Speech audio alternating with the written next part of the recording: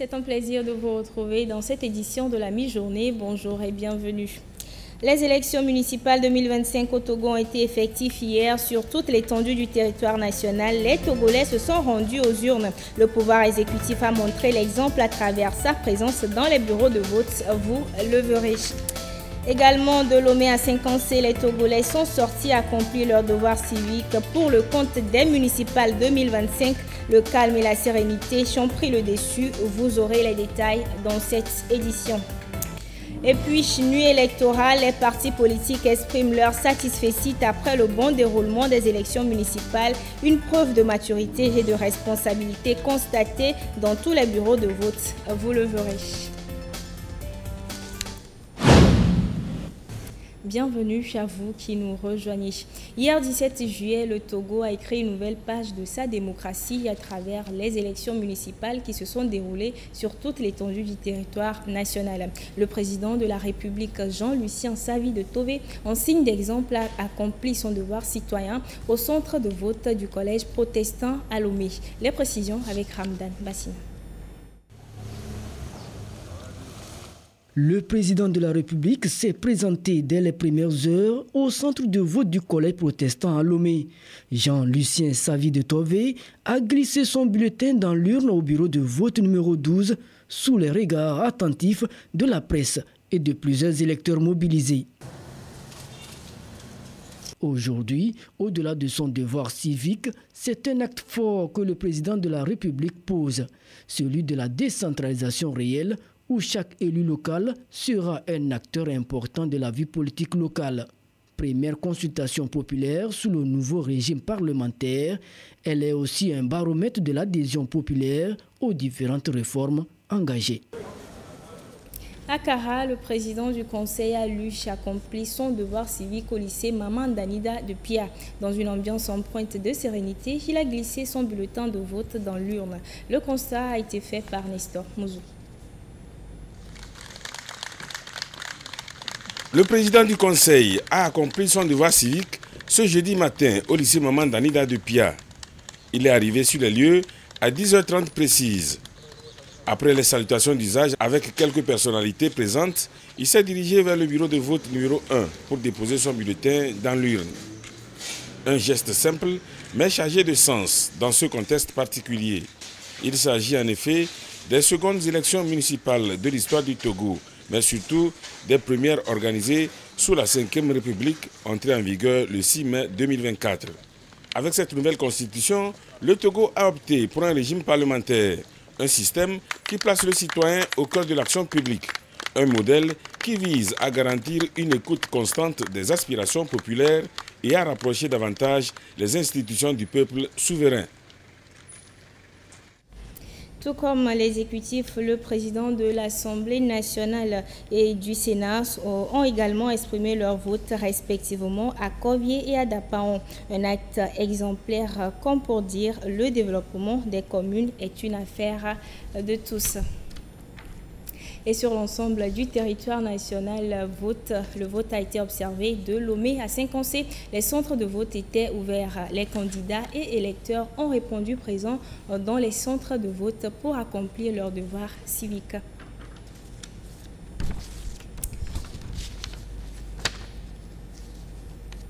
Et justement, après ce devoir citoyen qui s'est fait en toute transparence hier et sous la protection de la force sécurité, élection municipale FOSEM 2025, les bureaux de vote se sont refermés à 16h. Les Togolais sont à présent dans l'attente des résultats des élections municipales qui seront proclamées par la CENI. Dans la région des Savanes, les bureaux de vote ouverts à 7h GMT dans tous les centres de vote dans le cadre des élections municipales du 17 juillet 2025 ont effectivement fermé leurs portes à 16h comme prévu. Partout, il y a eu comptage des bulletins de vote suivi du dépouillement. Aujourd'hui, le vote s'est passé dans de très bonnes conditions. Nous rendons grâce à Dieu pour ces élections des conseillers municipaux ici à l'EPP Wourgou et au bureau de vote numéro 2. Nous n'avons pas eu de difficultés ici. Aucun incident n'a été remarqué. Nous avons eu des agents de sécurité qui étaient dans le milieu pour assurer la sécurité et des membres de bureau de vote et des électeurs qui venaient et qui repartaient. Nous sommes en train de remplir les différents procès-verbaux qui existent. Après cela, nous allons les mettre dans les enveloppes, mettre tout dans l'urne, sceller ça. Cette opération met ainsi fin au vote dans la région des Savanes. Et justement, de Lomé à Saint-Cancé, après le vote a eu lieu de Lomé à Saint-Cancé, passant par Anéroc, Palimé. Les Togolais sont sortis massivement. Nestor Mouzo a fait le constat. À Kara, comme sur l'ensemble du territoire national, les bureaux de vote ont ouvert à 7 heures, conformément aux dispositions de la Commission électorale nationale indépendante, CENI, qui a veillé à la mise en place de tout le matériel électoral nécessaire au bon déroulement du scrutin. À 7 heures, nous avons commencé. Tout se déroule très bien. Sinon, il n'y a pas de problème. Tout le matériel est acquis et le personnel, tous les partis sont représentés. Il y a les observateurs qui sont passés. Il y a aussi des délégués qui sont avec nous. Donc tout se passe bien ici. Candidats indépendants, candidats de partis politiques, tous comptent sur leurs militants pour faire de bons résultats et ainsi disposer de conseillers municipaux et pouvoir asseoir leur politique en matière du développement des communes. Une fois leur bulletin glissé dans l'urne, de nombreux électeurs ont exprimé leur satisfaction d'avoir accompli un acte citoyen. À partir du moment où vous êtes adulte, il faut exprimer votre choix. Aujourd'hui, si vous ne votez pas, demain vous ne pouvez pas dire que ceci ou cela. En mettant votre bulletin dans l'urne, c'est le choix, c'est votre choix, c'est un choix que vous avez fait. En tant que citoyen, je dois venir voter pour celui que je veux. Donc, je suis fier de venir faire mon vote. C'est un devoir en tant que citoyen et aussi un droit. Donc, je suis fier de faire parvenir mes convictions à travers ce vote. Parce que c'est les élections locales et c'est d'abord nos localités qui sont prises en charge. Donc, quand je veux qu'on réalise un truc, je dois aussi participer pour ne pas dire demain qu'on ne fait pas ça alors que moi, je n'ai pas voté. C'est dans le calme, la discipline et en toute sérénité que le scrutin s'est déroulé à Kara, signe de la maturité politique des Togolais.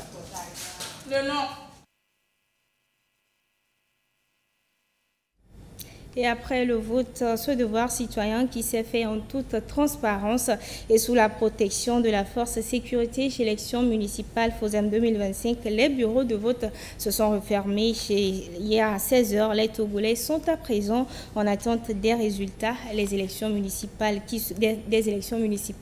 qui seront proclamées par la CENI. Et je le disais tantôt, et sur l'ensemble du territoire national, le vote a été observé de Lomé à Saint-Cancé. Les centres de vote étaient ouverts. Les candidats et les électeurs ont répondu présents dans les centres de vote pour accomplir leur devoir. Yata Atem pour le compte rendu.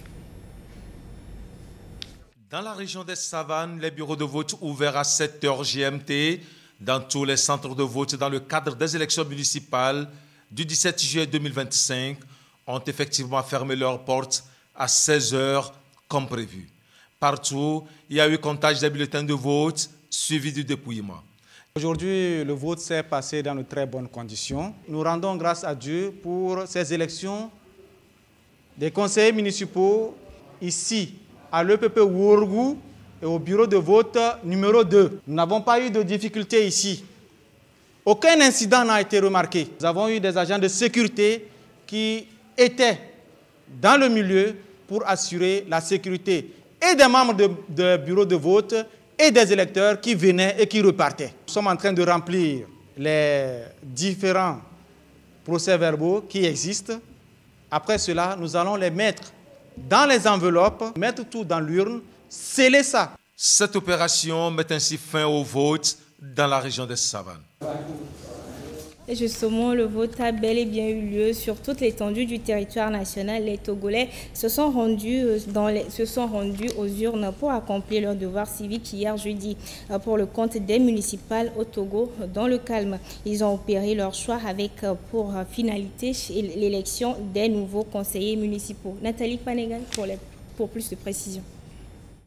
Pour ces premières élections municipales sous la Ve République, plus de 4 millions d'électeurs étaient dans 12 548 bureaux de vote selon la Commission électorale nationale indépendante CENI. Dans les centres de vote, les électeurs se sont mobilisés pour choisir les nouveaux conseillers municipaux qui devront œuvrer au développement des communes les 6 prochaines années. Il y a peu d'engouement pour les élections municipales que pour les élections législatives et présidentielles dans l'ensemble. En 2023, par exemple, au Ghana, le taux de participation était de 35%. En Côte d'Ivoire, au cours de la même année 2023, c'était à peu près 36,18%. Au cours de la même année en Algérie, c'était à peu près 36,58%. Un taux qui a été constaté de manière très faible, c'est en Tunisie, en 2021, où il a été de 12,44%. Visiblement, chaque élection, sa particularité selon les contextes. Institutions, électeurs, partis politiques, observateurs, tous ont participé au vote, chacun à sa manière, pour la réussite de ce scrutin du 17 juillet 2025 au Togo. L'aéroport international Gnassingbé Eyadema de Lomé continue de se donner les moyens pour demeurer une référence sous-régionale du trafic aérien. Il dispose désormais de 2 nouveaux parkings de code E répondant ainsi à des exigences dans les transports aériens. La réception de ces ouvrages dans ce reportage signé Gabriel Chaina.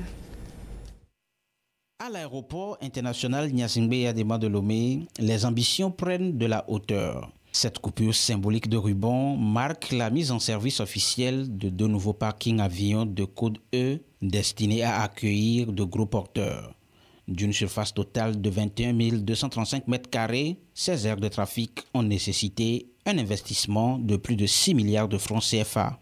Premier à occuper cette aire flambant neuve, un appareil de la compagnie Askai transportant des passagers. Les travaux des parkings avions commerciaux qui viennent d'être réalisés à l'AIGE offrent plusieurs avantages, parmi lesquels figurent l'augmentation de la capacité d'accueil des aéronefs, l'augmentation des recettes consécutives aux redevances stationnement des aéronefs, donc une contribution au développement économique du pays, l'efficacité des opérations d'exploitation, l'amélioration du niveau de sécurité et de sûreté sur la plateforme. La cérémonie d'inauguration a été l'occasion pour le secrétaire général du ministère en charge des Transports de rappeler l'engagement et la volonté des autorités togolaises de faire de l'aéroport international Gnassingbé Eyadema de Lomé un hub de référence du trafic aérien en Afrique. L'ambition est de faire de l'aéroport international Gnassingbé Eyadema une plateforme multimodale alliant qualité des services rendus aux clients, performance et excellence en termes d'infrastructures, afin d'en faire un levier de développement économique pour notre très cher pays, le Togo. Nous sommes sur la bonne voie et les résultats sont tangibles. Sur la période 2020-2024, le nombre de vols hebdomadaires depuis et vers Lomé est passé de 54 à 323 et le trafic annuel passager de 459 961 à 1 506 946. C'est le lieu, une fois encore, de saluer le leadership de son Excellence Monsieur le Président du Conseil et le dévouement de toutes les équipes qui, par leur engagement quotidien, participent à renforcer le positionnement stratégique de notre aéroport. La construction des 2 nouveaux parkings est le fruit de la bonne coopération entre la Chine et le Togo. La Chine est disposée à mettre en cohésion l'initiative La Ceinture et la Route avec le plan national de développement du Togo et à travailler ensemble avec nos amis togolais pour renforcer la coopération dans tous les domaines, dont l'infrastructure. Je suis convaincue que la coopération gagnant-gagnant entre nos 2 pays s'élèvera et avancera courageusement comme un roc déployant ses ailes depuis le nouveau parking d'avions. La réception de ces 2 parkings vient améliorer les prestations de l'aéroport international Gnassingbé Eyadema de Lomé en réponse à la demande croissante du trafic aérien et l'arrivée prochaine de nouvelles compagnies. 1 506 946. C'est le nombre de voyageurs au cours de l'année 2024. Un record historique pour le Togo, fruit de la volonté du président du Conseil Foresso Zimna Nyasingbe à transformer l'infrastructure en un véritable hub sous-régional qui attire non seulement davantage d'usagers, mais aussi des compagnies aériennes. Qu'est-ce qui explique cette attraction de l'aéroport de Lomé? Les détails avec Ulrich Amiga. Dans le paysage aérien ouest-africain, l'aéroport international Gnassingbé Eyadema de Lomé se démarque davantage par sa capacité à conjuguer modernité, fluidité et qualité de service. Cette infrastructure aux normes internationales s'est affirmée comme l'une des plus performantes et les plus appréciées du continent.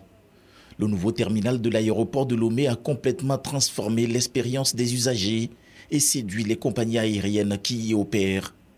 Sky Airlines avec sa nouvelle fréquence vers Abidjan et la réouverture de la ligne vers Pointe-Noire. Ethiopian Airlines, dont la ligne directe Lomé-Washington, contribue au renforcement de la connectivité intercontinentale. Cette transformation n'est que la résultante de la politique des grands travaux conduite par le président du Conseil, Foresso Zimna Nyasingbe. Il sert de point de transit privilégié pour les passagers en provenance d'Europe, d'Asie ou du Moyen-Orient, à destination des villes d'Afrique de l'Ouest. Aujourd'hui, Sky a doublé de trafic. Ils sont à peu près à 15 avions. Ils pensent aller jusqu'à plus de 16-17 avions d'ici la fin de l'année.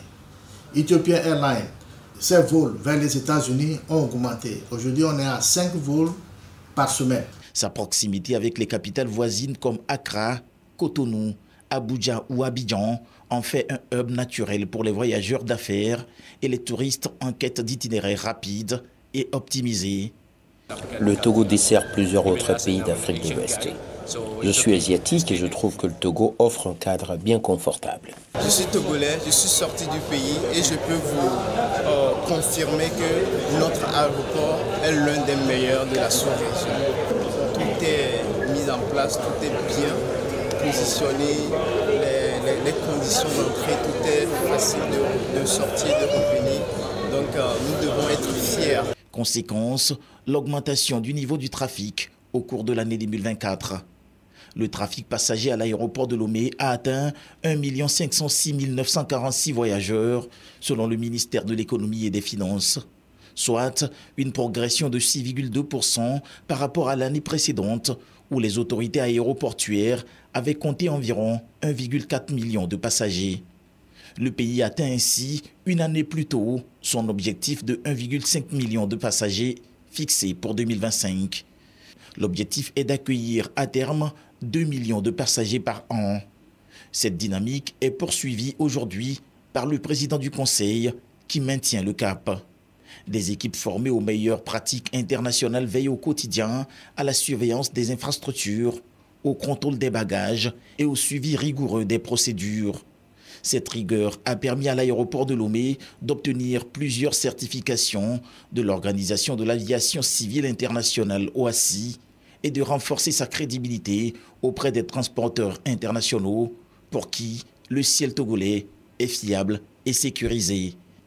Des réalisations aux résultats concrets qui illustrent bien la place de champion du marché unique du transport aérien en Afrique, MUTA, décernée au président du Conseil.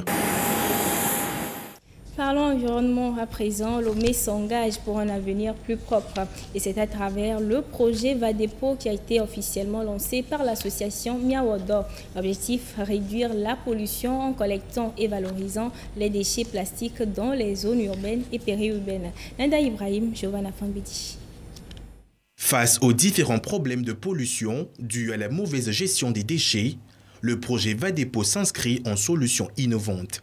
Porté par l'association Miawodo, il vise à réduire la pollution des déchets à travers la collecte et le recyclage des déchets plastiques et organiques.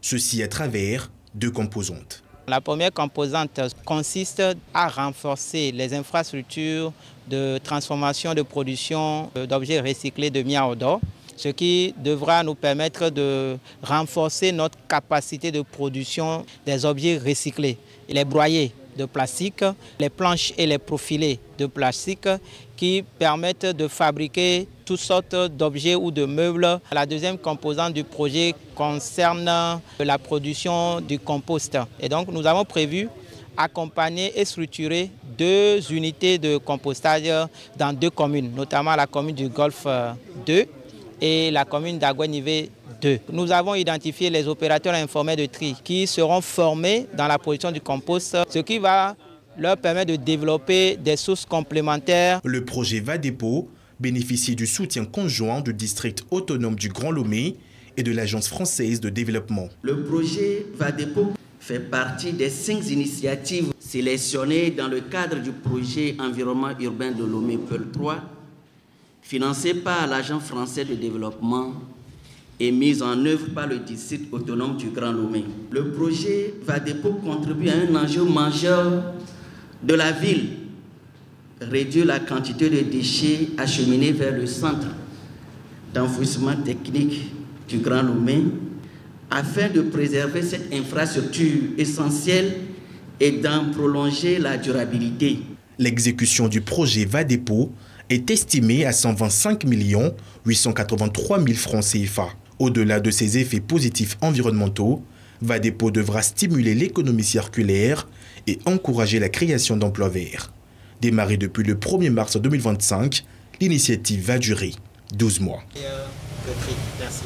La Ligue togolaise pour la protection de l'enfance LTPE souffle sa première bougie. À Lomé, une conférence de presse placée sous le thème La LTPE hier, aujourd'hui et demain a réuni médias et acteurs du terrain pour dresser le bilan de l'année écoulée et définir les perspectives. Le compte rendu de Nicolas Tila. La Ligue togolaise pour la protection de l'enfance LTPE dresse le bilan de ses 12 mois d'existence. Face aux médias, les responsables de l'organisation ont présenté les différentes actions menées sur le terrain. La Ligue a contribué énormément à l'accès équitable des enfants vulnérables à l'éducation de qualité, à assurer la survie et le développement des enfants en détresse respiratoire, à garantir un environnement sûr et protecteur aux enfants en difficulté, en soutenant la création de la maison d'accueil des enfants en difficulté. La Ligue a contribué, sous couvert SMPDD, à renforcer les institutions juridiques.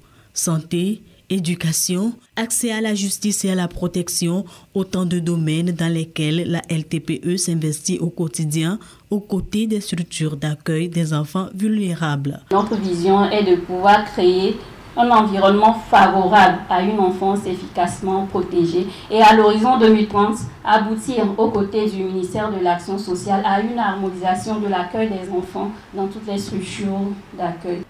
On a vu au niveau de l'hémicycle à l'Assemblée nationale, les députés, les sénateurs, les membres du gouvernement, les enfants eux-mêmes, les partenaires techniques et financiers se mettre ensemble pour écouter les enfants.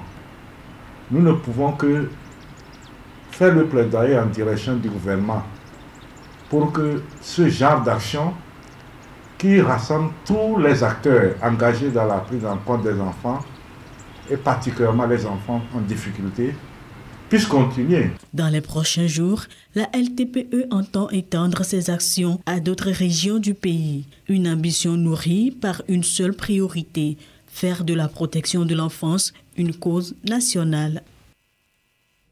Et pour finir, je vous donne les résultats loto cadeau du tirage numéro 865 de ce vendredi 18 juillet 2025. Il s'agit des numéros 53, 22, 10, 16 et 76. Je reprends 53, 22, 10, 16 et 76. Voilà qui m'a fin à cette édition. Merci à vous qui l'avez suivi. Nos programmes se poursuivent sur la télévision togolaise. Au revoir.